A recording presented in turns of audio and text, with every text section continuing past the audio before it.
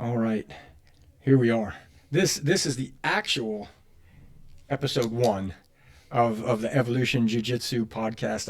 I snuck in a little preview by myself, but I'm here today with childhood friend, brother, Rob Serrao. And it's one of those situations where, like, I don't remember when I didn't know you. I mean, like, back to Stanton Heights, back to elementary school, Sure. and known each other over the years. Excuse me.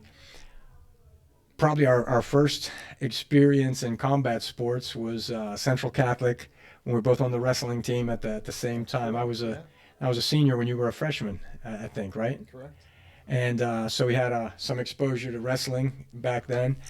And shortly after that, Rob had you started training with Rocco already, right? In Isshinryu My, my, Karate. my first foray into martial arts was 1976 with Okay. Rocco in his garage. I was being bullied, as a lot of kids are, and my dad thought that I should learn how to defend myself. Took me to Rocco's. It was a much, shorter, like, my dad not fully understanding, thinking like, hey, teach him the basics, so he Right. can defend himself, and then, kind of quit. And then, in what was it, 1980, we started again. Right. But like I said, my first foray was actually 76. Yeah. Yeah. And just kind of a little backstory there. Rocco, his brother Anthony, and Tony Lombardo. Yeah. Three black belts in Isshinryu Karate, which at the time was one of the things I always loved about it when we really got into it in 1980 and beyond. It was not something that you see in every, and I mean, like, no disrespect to anyone else, but it wasn't a franchise that you see in every strip mall where it's kind of like an assembly line, Right. right? It was a one of, now again, one of a part of an affiliation, right? And Isshinryu, my understanding is, it was very popular in the 70s, in the 80s, but I believe because it didn't mainstream, it didn't franchise. There's still some legitimate schools today, and again, like lineage, like we talk a lot in Right. jiu-jitsu about lineage. So that was yeah, my first exposure. Something I always wanted to do as a kid because of what you see in the Yeah. movies, and Everybody this wanted and to that. do karate back then. Right. And we did, you Mhm. know, and I think, yeah, I wouldn't trade it for anything. I think the way we came up, of course, then you and I, almost simultaneously, we started karate and then we started boxing. Right. Training for the golden belts. It was if I'm not mistaken, was it the Pittsburgh Press, the Golden Pittsburgh belts. Press Newsboys Yeah. golden belts, Correct. and it was always a fall tournament, right? And the Golden Gloves would have been like a winter tournament. Yeah. Yeah. But and I mean, looking back, I'm glad we did it. I am glad we did it. You learn, you had some grappling in high school, boxing.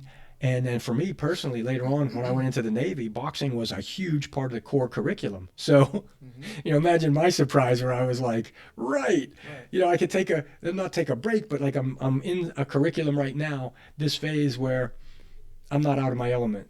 Like aerodynamics, engineering, a little bit out of my element, but so it's a skill that I'm glad. But I think too, for me, well, let me back up a notch. So we both grow up. Hmm. We both grow up. We become adults, right? I mean, maybe Um, you have. I have. no, I'm using labels. Yeah. I'm using labels, but um, so I remember vividly. I think we just talked about this yesterday. Hmm. I was a brown belt with four stripes, black stripes for those who don't know. Like in Isshinryu, the stripes you earn are the color of the belt you're going to. Correct. Unlike Jiu-Jitsu, where the stripes are white on every belt, one, two, three, and then the next four, and then the next color. But I remember that, and I was so close. I was like a brown belt with four black stripes, and I'm like, I'm. I knew I was already accepted to the Navy. I was waiting for my departure date. Right. And I remember thinking like, oh man. And I knew in my heart, I was like, if I don't do this now, I'm never going to do it. I don't think I'm ever going to, when am I going to get the chance to, take the test? It's not like I've got more curriculum. I've got a test. And as I recall, I left for the Navy in April. Yeah, April. And I think I was able to do my test in the winter. like winter of. So whether it was January, February, Yeah. a couple months prior, you know. Well, concurrently, Rocco was closing the school, so Right. he was trying to get everybody up to black belt. A little bit different methodologies Mhm. on how you would train. You know, what I came to understand now is in martial arts of like your journey just begins after black belt. Exactly. You know, where that was kind of ending, and Yeah. there was no continuing education and stuff like Yeah. that. So a little bit of a different experience, I would say, but nonetheless an achievement. Right. You know, Right. so And that is, believe me, now that I've kind of re-immersed, you know, in on the, you know, jiu-jitsu path, that's something that I do really, no regrets at all, because I knew even if the school wasn't closing, and that is a valid point, it was closing. So the core group of us who were about to turn black, right. I remember he even said, he was like, no, I'm gonna get those of you who are there, I'm gonna get you through. Yeah. But, you know, then, and it's natural, it's a natural selection, because his kids were getting older. And his kids were getting older, they were getting involved in their activities. And he spent a lot of time with us, teaching Yeah. us, training us. So I understand that's a natural evolution, you know? Oh, Evolution, look at right? So, but again, it was a little bit bittersweet, because I wanted to finish what I started. I wanted to get my black belt, and I did. And I kind of knew then, I was like, well, even if there's an Isshinryu school in Pensacola, Florida, I'm not going to be able to go, right? I mean, aviation officer candidate school, flight school, I'm like, I'm going to have my plate full. But I was glad that I finished that. But you're right. There was that, like, okay, that's part one. The next part is, and it's not just about the second degree, third degree. It's not, but it is, because that's, now you're a teacher, but you're also a student, right? And it's that perfect balance, you know, it just Right. keeps moving forward. So I knew that. I knew that going in. And right about, you know, similar timeline, I'm in the Navy. You have, you know, we're both starting to have kids, right?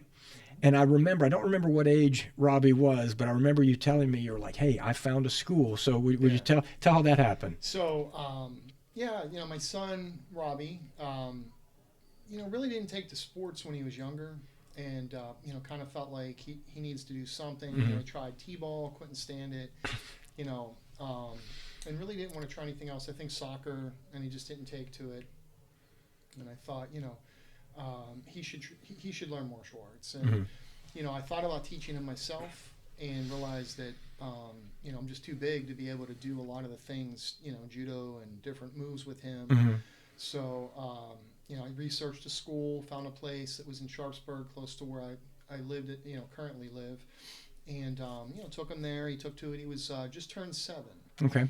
and you know, Robbie spent 7 years training, and then kind of fell out. Then he actually did find sports, and you know, got interested in middle school. You know, played football, wrestled in high school, played football in high school, and so that's kind of like. But if I step back, you know, the exposure was for him, Right. and then you know, so it was karate and Brazilian Jiu-Jitsu. And you know, I became interested in it and thought, you know, I'm going to start doing it with him. And I think one of the best things for parents, if you want your child to do it, is to train with them side by side. You know, and I had the opportunity to do that, and you know, it was wonderful. Spent a lot of time together in family classes, kids classes. Then of course I would go to adult classes. You know, fast forward 16 years later, about 3 years ago, I, you know, got my black belt in Brazilian Jiu-Jitsu. You know, huge honor for me. You know, what I consider to be a major accomplishment, and you know, continued to train for probably 3 years at the same school that I'd been at, and then you know, from that point forward, you know, always had some aspirations, I suppose. You know, just didn't know when I would do it. To, you know, maybe have my own place. And you know, if we're at this point in the podcast, maybe we'll talk a little bit about that and what evolution became. You know, just to let the audience know that you know, Mike had presented me an opportunity to, you know, basically have, you know, my own school, which was a dream, here at CrossFit, right? So a lot of the barriers that you would have to enter into the market, to start a martial arts school, I was fortunate enough not to have, you know, investment in mats, you know, a building, a place, and, you know, you gave me a home to be able to launch this, and you know, speak a little bit about the Evolution name. You know, we originally, what Mike didn't describe is that, we trained together. I was teaching Mike jiu-jitsu Right. back in Well, 2013, that's the maybe. part. I wanted to kind of like regress here for a minute. 2013. Yeah. 2013, and what was happening was I was between. I was on a training contract for the Navy, so we would have gaps of time during the curriculum, and Friday mornings, right after the CrossFit class. And I don't even remember how it started. If you made the offer, you're like, hey, if you want to train, let's do it. Rob would come to our gym at CrossFit Pittsburgh, our last location. And as the CrossFit class is getting out, we set up a few mats, I think maybe 3 mats, and we would train. And it was, for me, and I told my wife this. She's like, well, how was it? How was it? I was like, Jen, I can't describe it any more to you than this. For me to train with you again. At that time, a different medium, jiu-jitsu instead of karate or boxing, but to be back training with you, and that, in combat sports, it was like, first of all, it was fantastic to be exposed to jiu-jitsu. To be exposed to Brazilian jiu-jitsu was amazing for me. But what was also very neat was like, almost like therapeutic. It took me back, literally, like, as if it sounds weird, I don't care, but it took me back to a time when, you had like, we were younger, we were like, probably dumber, but just to be able to bond like that with my brother again on the mats, learning something different. And I remember vividly you were a blue belt at the time. Correct, yeah. And I made disclaimers that, hey, I would never make aspirations or make statements that I'm a teacher and go out and try to teach people outside of the school. Right. I remember telling you that. Right. And you're like, no, I still want to learn and train with you. And we did that. Yeah. Right? And it's funny.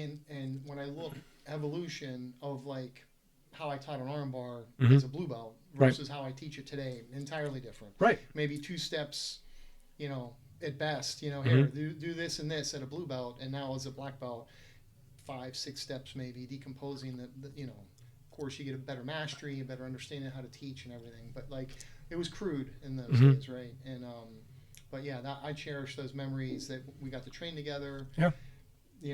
Whatever the circumstances were that I recall, like, couldn't do it anymore. Well, yeah, I think that's what happens is like, I think my job changed. I was off the training contract. And you always get a moment where you're like, hey, listen, I've been presented this new opportunity. I got to take it.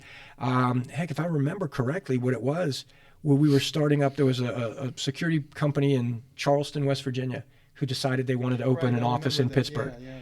I get introduced to the owner by a mutual acquaintance, and he makes me the offer. Hey, start and run the Pittsburgh office. And I said, okay, great. That was a long time commitment. And you know what's strange? It never occurred to me to go, okay, so we changed our training dynamic. I trained later instead of so it kind of got derailed. Our next link up, I mean, of course, we still socialized, stayed together, friends and all that. But our next time on the mats, my son Michael was 13. And I remember, I'm thinking, just like you said about Robbie, you're like, well, he was smaller, he was younger. So you had to find I remember we had started, I'm like, he's 13, but he had like a growth spurt. So height was no longer a mechanical disadvantage. Right. And I said, hey, would you mind, if we started to train together again and I bring Michael? You're like, yeah, it's a great idea. Because now this was fate. This was so cool. You had started training our old karate instructor. That's correct. Yeah. One-on-one private lesson at his garage. Mm-hmm. Right, it goes back to Rocco's garage. Yeah. Like where it all still a different garage, but same Rocco. And I said, what do you think? And you were like, yeah, come on, train with us. So now for me to be able to bring my son to train with Uncle Rob, and then meet Rocco, who was a mentor to us as young men, roughly Michael's age, right? So that evolved. Evolved, right? That's why we knew it was the right name, pervasive. So we did that, and then unfortunately we trained right into COVID, right? I mean, like we were regular, and we even built our little, and it was not a business. There was nothing financially to be risked or gained. It was a club, And you were the teacher, and it was just fantastic to be now. But again, though, how time passes. We're blue belt when we first trained together. I missed your entirety of purple belt, I think, because when we started to train together again, you were already a brown belt. Correct, yeah. So again, big gaps in my training, obviously not in yours. So Michael gets on the mats, and I'd say over the years, he gets bigger, he gets stronger, he gets more, skilled and capable. And then COVID ends. He never came back to jiu-jitsu, but he turned that into varsity wrestling at high school. Yeah. And, first time on the mats, he letters his junior year, he double letters his senior year. And, it was, for me to be able to watch that, I was like, again, like bittersweet. I was like, you know what? I'm not going to commit. This is his time. He's going to be in college in a year, and really selfishly, I'll tell you that the evolution of the beginnings of Evolution Jiu-Jitsu, I think it was this past July, I reached out to Rob and I said, hey man, I want to get back on the mats. I want to get back on the mats. What do you think if we link up here at the gym? I was like, we've got space, we've got mats. What do you think? And you were just getting ready to go on vacation. And then I think it was one conversation. I'm like, could we train, excuse me, could we train together again? Turned into, well, you know what? I think there'd be an interest. Why don't we, because I guess in the back of my mind, it really was, I knew how much you always wanted your own place. To just come here and teach you guys and figure out, because then also your daughter wanted to do it. Right. I remember you distinctly telling me like, hey, yep. I want my daughter to be part of it. Alex. Yeah, exactly. And, I said, okay, we'll figure that out. I said I have to figure out my time, because I'm occupied with my own training and teaching where I used to be at. And you're right, that's kind of like how it started. Mm-hmm. And then, hey, how about we do it as a business? Yeah. So, yeah. And literally, not to trivialize it, but, it was like bada bing, bada bang, bada boom, and here it is. It fell in place kind of quickly. Very quickly. And I'll tell you this, and I didn't understand it. I mean, I knew about it. I knew enough about the legacy of Brazilian Jiu-Jitsu. But again, how fast that happened. And then one of the things that happened, I think, equally as fast, but looking back, I wouldn't have changed it for anything, was our affiliation. So here we are, a brand new, freshly minted new jiu-jitsu school. Yeah. And you had mentioned, hey, you know what, we really should think of affiliating for, Right. proper lineage. Like, what's your, what would you, for those who don't know, what would you compare a lineage to? So a lineage, kind of look at it as almost like a family, and that family's teaching you, and you're learning, I would say, whatever the techniques are or whatever you're learning from them, and that would be the originator of the martial art, or it could be cooking, whatever that might be. And so when we talk lineage, what's your connection to the people that innovated Right. whatever it is that you're learning? And Gordon Ramsay, who did you train under? Well, I Right. trained under Gordon Ramsay. Right. Okay, so that's your lineage as a chef. Right. Jiu-jitsu or martial arts is no different. Right. And generally, the closer you are to, the originator of that art, the better. But, jiu-jitsu is branched off so much that you have so many different schools. And I thought it was really important. And there's somebody that I admire significantly, and that's Lou Armanzani. Lou, if you're out there listening, I love you. And over the years, I knew Lou from tournaments and, being on the scene here locally. Right. And I said, we're going under Lou Armanzani. Reached out to Lou. And he said, absolutely. He and I met. We talked through the details of how to become an affiliate. So now we're a proud Armanzani affiliate. That's right. Yep. And we will be for, the rest of our lives here. So, that's now our lineage, training under Lou. Lou is a Team Paso, Tony Paso prodigy or, student now. Mm-hmm. That's his coach. So that's kind of like how we're affiliated now. Yeah, and I think for me, like you said, what was you told me this, like maybe my first time on the mat back in 2013. So I'm probably, I might be a record. I don't know. I might be like the longest standing white belt in the history from my first time. Yeah. But this is another thing too that I do, and I don't want to take the negative spin on this at all. I really don't. But like CrossFit, when I hear somebody go, "Oh man, I'd love to do it. I'm too old." I want to throw like not a hard one, not a real, yeah, but a little bit of a smack, like snap out of that. All right, you're not, and like you said it just today, it's not a sprint, it's not even a marathon, it's an ultra marathon, right? It's the journey. One thing I've learned too, are you injured? Are you hurt? That's a thing, way back for me in the Navy days, where, all right, well, seriously, are you injured or are you hurt? A lot of things hurt. Rub some sand on it, get up, keep moving. An injury is a different story. Injury needs to be treated. It needs to be, but again, what did I say? I was like, I'm gonna go as far as I can. Yeah. Today, long term, go as far as I can. If I have to stop, I'm gonna step to the side. It's, for the audience, I mean, everybody knows your podcast, that you're a CrossFit affiliate. And, what I learned about CrossFit through you when you introduced me, at your first box, and, a little bit of a few workouts I did with you and everything, that you told me it's scalable, right? Because I didn't think I could do it. I've never, I'm not a big weightlifter. I lift weights, but, I'm not, I would say, a serious hardcore, lifter. And I remember, you taking me through some of the workouts. I felt a little, sort of intimidated and everything. And you told me, Rob, don't worry, it's scalable, do what you can do. And, there's definitely a parallel to jiu-jitsu, that it's scalable. And, look, we have, one member, that he's 61, I believe, great guy. And, he's going to train different than our youngest member that's 18, let's say our youngest student. You do what you can do and try to get through, whatever the technique is that's being done. And it's no different than CrossFit. Yeah. Really, it's no different than anything in life. Like, just keep moving forward, and exactly. best. And like what you judge people on, in my opinion, is just your own progression, I would say. You're not competing against me or somebody else. You're competing against yourself. And I think CrossFit's the same way. Exactly. Your measurement is against your performance. And, yesterday you were able to do this, and today you have what you call them PRs, personal records, and all that stuff. So, yeah. And I think, too, one of the things that was really fascinating for me, because one of the first things you ever said to me on the mat was in regard to teaching. Water is purest the closer you get to the source, right?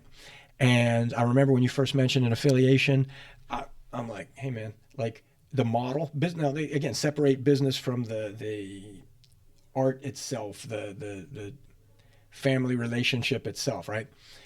So the CrossFit affiliation, there's no doubt in my mind, over the years, CrossFit has been, started out really the garage gym. Anybody familiar with CrossFit? It's like the garage gym. Sure. So here we go back That's to how Jiu-Jitsu started as well. The Gracies came to California exactly in the 80s or maybe even late 70s, and they were teaching out of their garages. Exactly right. And so you start like that, and then it becomes this like, whoa, this thing, the sport of fitness. And then it becomes competitive, but there's still, like we did it when I found it.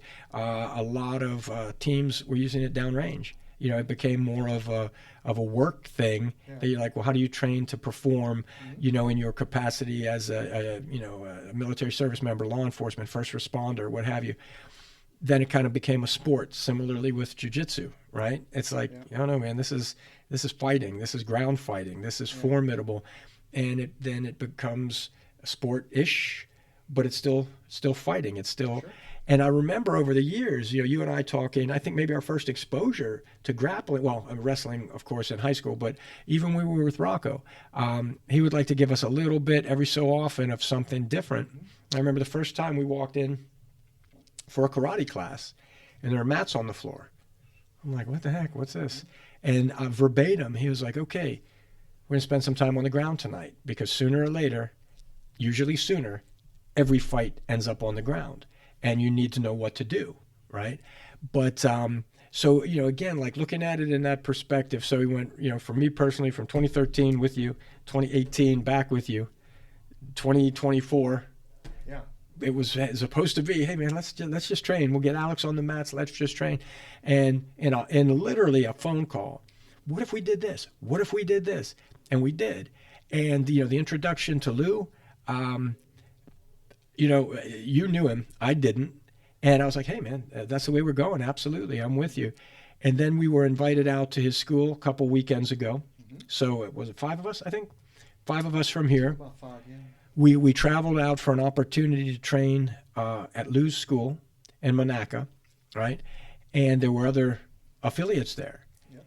And I'll tell you, straight up, I walk in there as my little 2-stripe white belt, and I remember Mark and I we went and got changed. We came back upstairs. We're side by side, and I'm looking around the room, and I'm like, oh my God.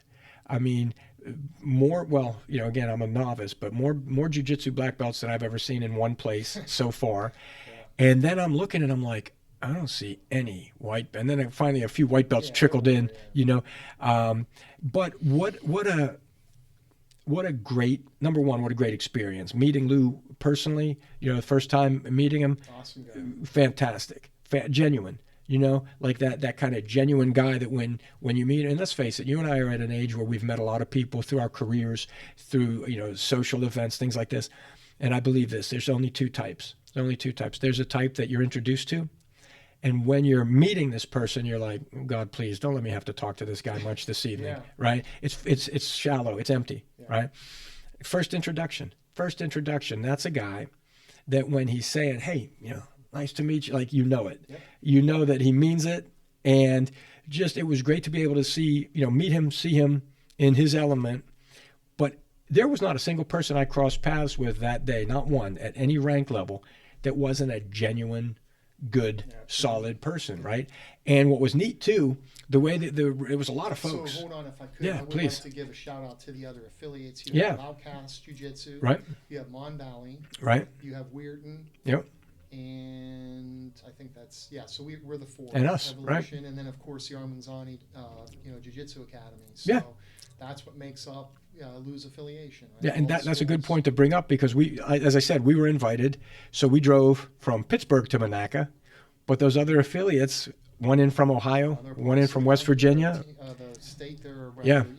Yeah, and again, for those of you who don't know, and it's funny too, and I will bet it's the same dynamic in jiu-jitsu.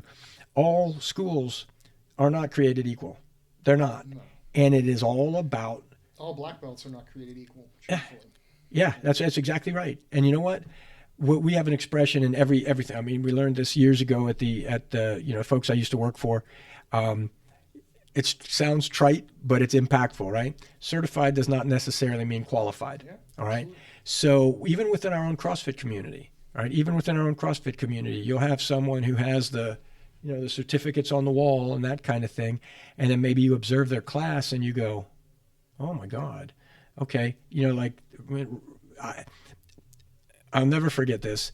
Greg Glassman said this once at a seminar in the early 2000s. It stuck with me because I've had the same thoughts over the years and just a different way of verbalizing it. But he was like, be mindful of the community you're a part of and how you represent it. He's like, I have crossed paths with people over the years and seen the way they conduct themselves, the way they treat members, the way they treat wait staff in a restaurant. And he said, and there have been times when I've been tempted to say, do me a favor, please, take off my T-shirt. Yeah. And when he said that, at first I laughed. I thought it was funny. And all of a sudden I'm like, you know what though? Yeah. You represent, you're a part of something much bigger. Let's use the term community standards. Right. I hear that a lot today. People getting in trouble on Facebook or whatever, social media platform, and you get yourself kicked out or suspended and things like that. And they have their community standards, and the communities that we represent have their standards as well. And, right. If you're under a particular affiliation and you do something that's particularly vile, you might find yourself no longer part of that affiliation. That's exactly right. And violated community standards. That's exactly right. And you know what we should be? We want to hold young people to that. Yeah. We need to be accountable ourselves. And one of the things too that I remember vividly about it was a great Sunday. It really was. We went out there, trained for like 3 hours, and then went out to eat. Had a little brotherhood, little fellowship.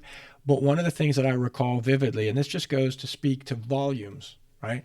So you have Lou as the professor that he is, and remind me, because you got to tell the professor story, because that's classic. I love that part. But so you have Lou as the person he is, as the professor he is, and the other affiliates that were there that day. And again, like you're known by the company you keep, right? Yeah. So we circle up, we do a thorough warm up, we're getting it going, getting a good sweat going, and then we break off into pairs. So there was a young man, Dominic, and I remember, he and I, both white belts. He looks over, he's like, hey, pair up. I was like, yeah, yeah. So we did, but the group was so large. He has a nice big main space, and then a room behind that, like just through a simple door, doorway, not a door. Then another mat room. So okay, let's spread out. So we did. So Dominic and I go back, maybe 3 other pairs, maybe. We're working a progression. We're working a flow, and we're trying. He's like, "Do you know how to do this one?" I'm like, "No, not really." He's like, "Yeah, me either." But we're watching. The guys next to us, Brian was a blue belt. I think from the description you gave downstairs earlier today during training, I think the purple belt was the guy that you trained with yesterday. Big. Yeah. Like head and shoulders over me. Guy, and a relatively new purple belt. But that probably would be about right. Yeah. I mean, and I say this, I mean it in a good way. Savage. I mean, this guy was strong, he was fast, and he knew his stuff. Well, they're the pair right beside us. And to his credit, man, Dominic was a scrappy guy, but the two of us, like, we're working a flow, and we really didn't know the proper progression like that without even being asked. With the Brian, and what was the other guy's name? Do you recall? It's the person I'm thinking of, Jace, maybe. Maybe, and real matter of fact, and it was not condescending. It was not. It was the most genuine. They're like, hey, why don't you guys work with us? So we split up. I worked with Brian. Jace worked with Dominic for the rest of the day. And I mean, it was just such a great. And then what was cool too if was it's how done right in jiu-jitsu, you're not going to find a bigger group of helpful people anywhere. Right. And when it's done right, and you teach your students correctly and bring them up correctly, they're helpful. Exactly. And it's a force multiplier, because when you run a class and you have colored belts under you, blue and purples and browns, you want to empower them all to be able to help. Especially if you have a big class, that's who you pull on to help help the younger, not the younger people, but the less experienced and such. So yeah, force multiplier, we'll call it. Yeah, exactly. And it was awesome. Those are the things too that you realize. You share knowledge, you share experience. And I think too, and I know I said this to you yesterday, because you had gone out to train at Lou's, and we're talking, and I said, man, I got to tell you, I said, I love hearing you after a training session, because again too, for me, my journey is just beginning, right? 61 years old, I don't think I was the 61-year-old you were referring to earlier. No. I think that's Ray. Yeah. Who is a good dear friend. I think he was one of our first members at CrossFit. So we've known the family. Guys, 20 years? Yeah, a long time. And same thing. I mean, we're both 61, but he's a wee bit, like, I think he's a month or two older than I am. But I'm older than Mike. yeah, but like by 60 days maybe. Yeah. But that's the thing, if we could do it, and I don't think he knows this, and I don't know if I want to tell him, but it's one of those things that, like, you get motivation from everyone around you. You draw upon everyone. Anybody who thinks you don't, you're doing it wrong. You're absolutely doing it wrong. Right. So there are times when I'm like, man, my back is killing me. My hip is killing me. Like it's aching. It's hurt. And I look across the mat and I'm like, all right, Ray's doing it. We could do this, And you draw strength from one another, from experience and from heart, and I'm thrilled. I'm thrilled. And what else is neat too is his whole family. Well, his daughter's married and living in Michigan. If she wasn't, she and her husband would be here because he's a scrapper too. But the families training together, rolling together. For me, I got first of all, the privilege to train with my brother, right? For sure. And then to bring my son in, and then Alex. She doesn't get this from me. She really doesn't. I was a scrappy dude in the ring, but the mats are humbling. It's the deep water. It's a humbling experience. She's going to be quite good, and she's actually, every class impresses me. Yeah. That's Mike's daughter, Alex. Really impressive, Yeah. And I would like to dovetail into a statement you made. You're 61, I'm 58. not like I used to be for sure, but a friend of mine that I worked with, that actually I managed this person, we had some problems at work one time. And sometimes you don't want to buck the system, you don't want to go against management, and maybe you're dealing with an executive vice president, you're afraid to say something.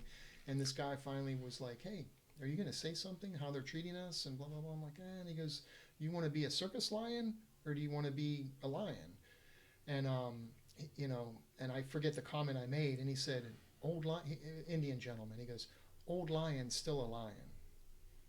Yeah. It's your choice. If you want to be a circus lion, Right. or do you want to go out and be an old lion?" And, what he was saying was like, don't be afraid. Like, just because you're, a lower, lower title to these people, you have to stick up for us. And I did, you know what I mean? But, and jiu-jitsu is the same, that, we might be old lions, but old lion is still a lion. Right on. They can still be equally as dangerous. Maybe they've slowed down a little bit, right. Maybe some skin is hanging or whatever that might be, but an old lion is a lion. Right on. Right on. And that's, I mean, I could probably talk about this like 24 hours, Yeah. One of the things I would love to do, we have to get our schedules to line up. I would love to have you and I and Lou join us. Yeah. So Lou, hopefully you hear this at some point, my friend, but, would love to have you on as a guest. But what I would like you to tell, please, tell the professor story, because those of you who don't, I mean, I think it's fair to say we have twisted sense of humor. We do. Yeah. This, you tell it, because I'm not going to do it justice. So, I've taught for a long time, even prior to being a black belt, my journey was such that I was instructing for a long time prior. And so I had a lot of good training in that regard, but, never from a traditional perspective, not using the terms like, it's common in Brazilian Jiu-Jitsu to call the teacher professor.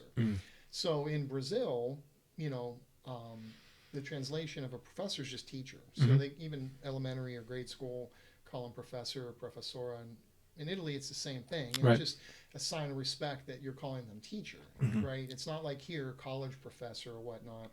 But like, I was never called professor in my life. And there's also some, I would say, nuances that certain affiliations, you technically have to be maybe like a second or third degree, I think, to achieve professor status. Then they call you, professor. But like, widely regarded, generally most schools will call the instructors professor. And, never been called that before. And our first affiliate day, lining up with all the other black belts, we bow out. Which I remember when we first got there, you didn't. No. Like you go in the line up and he's I didn't know what to do, and Lou was calling me up, and it was quite an honor that he accepted me from day one among his ranks of his black belts and such, front of the class, toe on the line, bow to the class and such, bow to each other. Then after we go out and fist bump or whatever to the whole class in a circle, I made my way through the circle of all the students, white belts, all the way up to the purple and browns. And then I hear professor, and I'm like just walking, and Rob, and I turn around, and Lou's like, "Yeah, you," and he's like, and he like fist bumps me, and I'd never been called that before, and it was quite an honor. Like, he's calling professor, and you're looking around like, well, at first who's not answering? I'm like, that's not me. I don't know. Like, it's his school and all that. And then like finally he's like, "Rob," and he goes, "Yeah, you," and he like fist bumps me. He's like, come on, it's a courtesy. Like, I want to fist bump you. Right. And we did that, and like, it felt really good. I mean, I would say I'm not arrogant in a way that like, I go out and demand that in public and such. But like, there is an element of respect in martial arts, and it was, to me, again, it was an honor to be accepted among his teachers, and professors regarded for the teacher part of it. Like, you can be a black belt and not instruct. Right. So, that was quite honorable for me, and. So we'll see going forward how that works here. Certainly when there's instructor black belts on the mats, I would require, Lou comes down, he's professor, we don't call him Lou. Right. There's on the mats is where we exercise our discipline and respect. Right. So yeah, that was kind of funny. And, again, professor, and I'm like, me? Like, yeah, you. He's like, what? I think he's talking to you. School What? owner? Like, what? You're the head instructor there. Like, what you... Right. That was fun. That was a great day. It was a good day. And Great day. I'm very happy to be part of, Lou's team. Mm-hmm. I trained there yesterday at a minimum. Right now, because of my work schedule, I get out there every other week. When we go into November and December, I'm going to try to, take vacation days and get out there like on a Monday and a Friday. Try to close the year out by getting there at least twice a week. Mm-hmm. Reinvigorated with jiu-jitsu.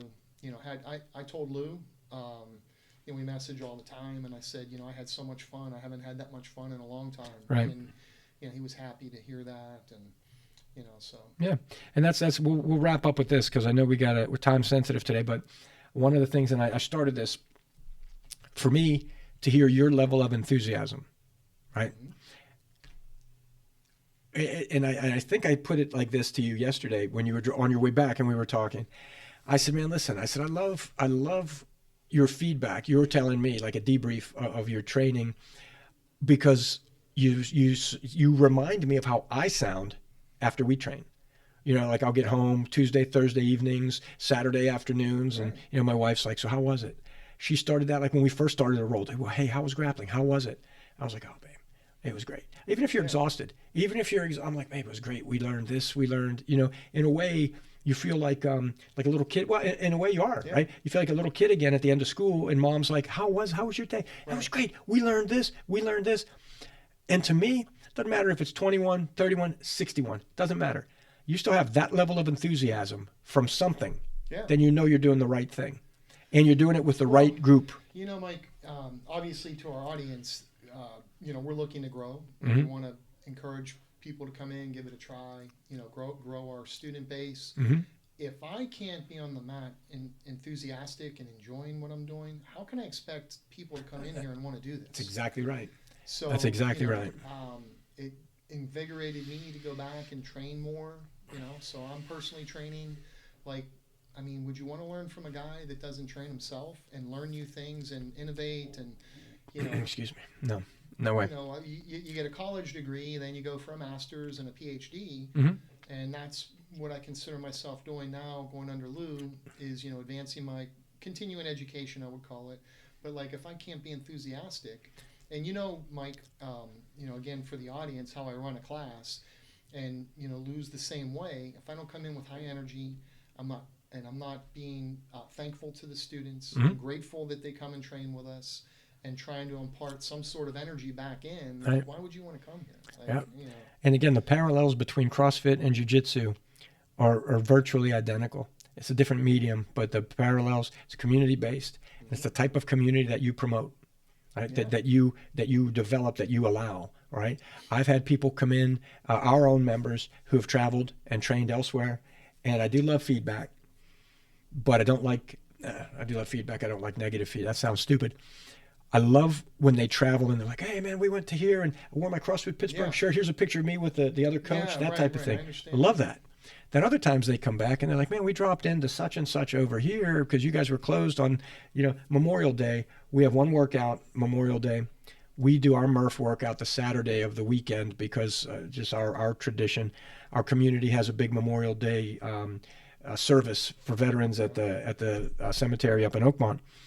So we'll have one class on Memorial Day Monday. Well, we've had people travel locally, and they're like, man, we went to such and such affiliate, what a bunch of dicks. Yeah. They're completely cliquish, completely standoffish, almost critical. And I'm like, you do realize we're all CrossFit. Like that, yeah. No. You do realize we're all CrossFit, right? You get that. So what in the world, Yeah. I think it would be the same. If I would go to a jiu-jitsu school, if I would find one like that, I wouldn't go back. Absolutely not. No, right? And again, if you train jiu-jitsu, if you're local and you're not part of Evolution or any of the schools in Lou's footprint, I would say go out and train with Lou. Mm-hmm. See how he runs a class, right? From beginner to advanced. See how he treats people.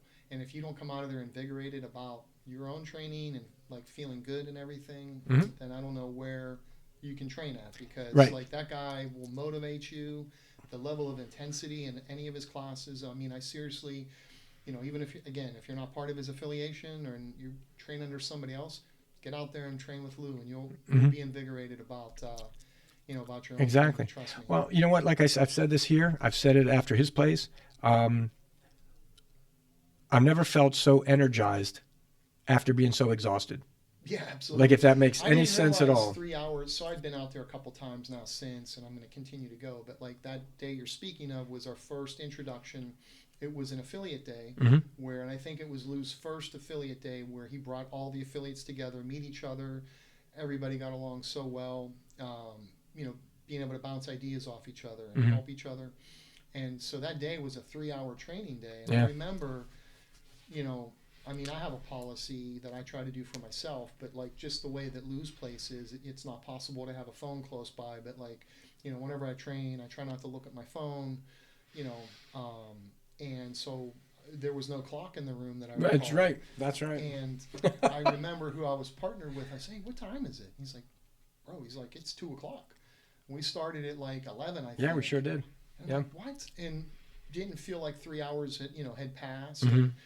And again, that was like one of the most exhausting, session. I don't know that I ever had like a 3 hour jiu-jitsu session, to be honest with you. I know when you and I trained alone, there were times we'd go for 2 hours. In the beginning, we'd go for 2 hours. But, again, because there was just two of us and you were the teacher and the student. But that level of intensity No. that like Lou brings in a class. And, I'm looking forward. I'm going to message him here shortly and ask him, hey, when are we doing an affiliate day again? Mm-hmm. Because, like, that's one of the best experiences I've had. Again, the camaraderie, Mm-hmm. the family atmosphere, training with like-minded people. Everybody's helpful. Lou even says, like, what differentiates him is the intensity. And he's like, got to up the intensity.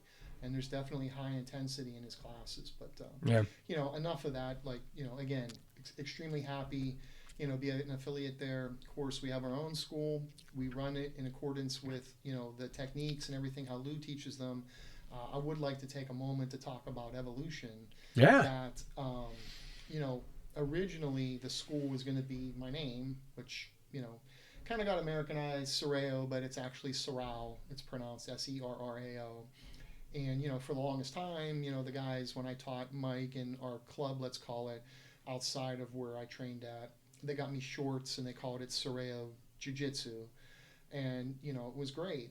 And then when it was time, Mike's like, hey, okay, so it's time. We're going to do Serrao Jiu-Jitsu. And I'm like, I don't think so, because I felt like, I've matured myself to the point where I thought using my name was a little bit pompous. Like, Lou was a professional fighter.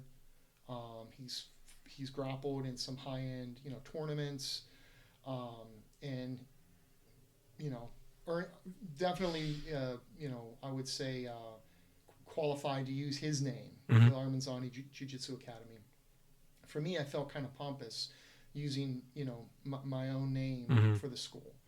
And I wanted it to be something more than myself, right? Mm-hmm. So threw some names around, and, Evolution made sense, because when I started jiu-jitsu, as all of us, if you're the same person 10 years later that you were 10 years ago, you're doing something wrong. And Right. I think there's a famous quote, Muhammad Ali says that, something to that effect. And it's true, right? You should evolve as a person. Mm-hmm. And, your martial arts should evolve. You're doing CrossFit, you should evolve from day one as a CrossFitter to the day 20. Mm-hmm. And, Evolution made sense. And, there were some people that I trained with over the years, and one person in particular that I would say had a big influence on me in my life, socially.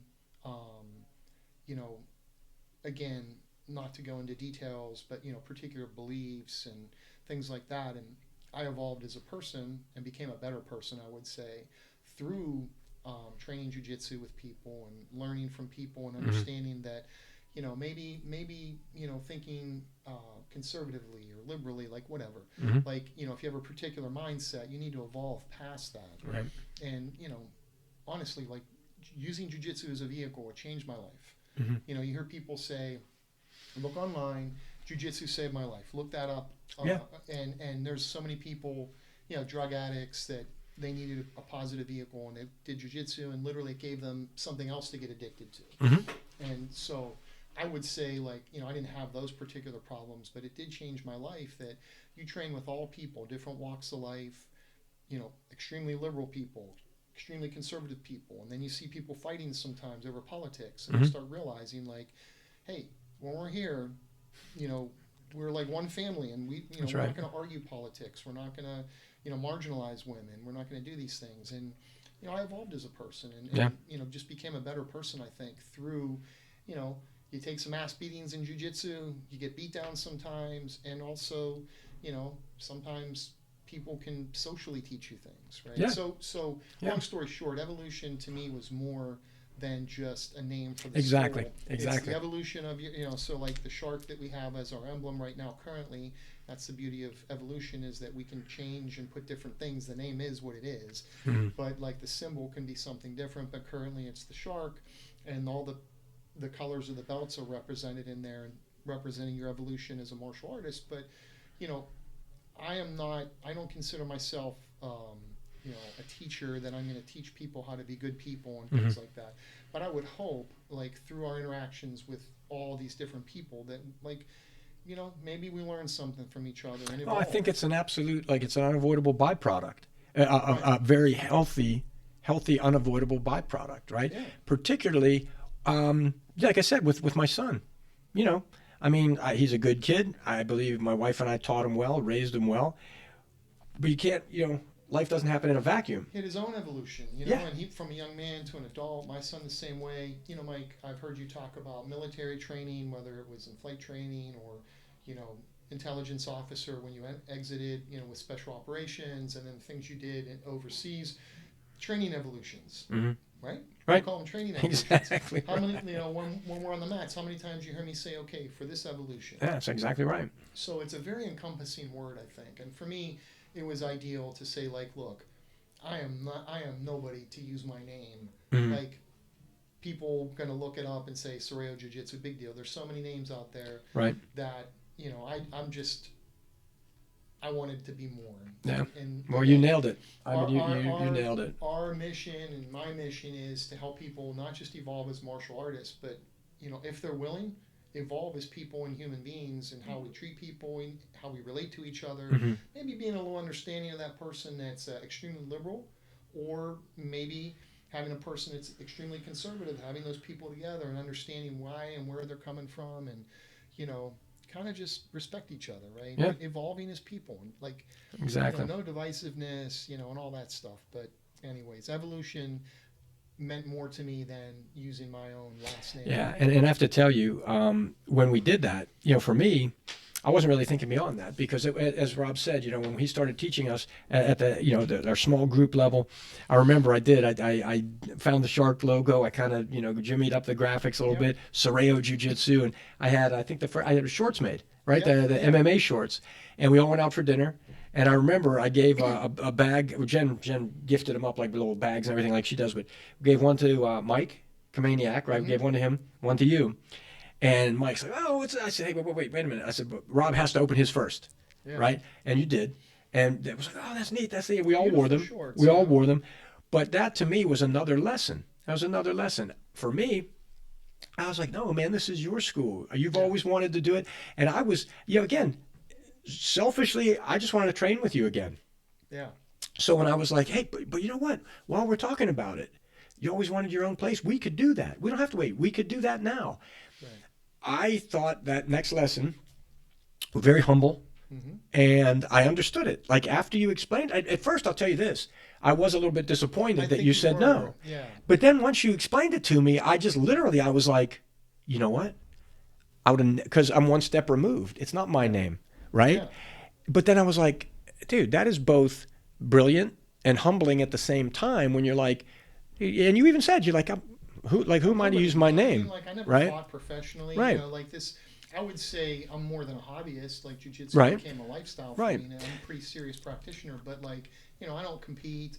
I've never fought professionally other Yeah. than some of the kickboxing and things we did and boxing. But, there's people that have done that. Well, And like you said. that they should use their name. Right, like when you said like it. Lou, they Exactly. should use the name, their last name. Exactly. But for me, it was more important that I encompass something like evolution, Mhm. and that when I make our posts in terms of the schedule, I always end with come start your evolution Right. with us, or come evolve with us. And again, it's your martial arts evolution, but also as a person. If you're willing, like, I'm not going to preach to people and try to say, don't do this, don't do that, and you should be a better person. But, like, hopefully through your interactions with, all the people you train with, that maybe you will learn something, and maybe you will treat people different, and, Right. And evolve.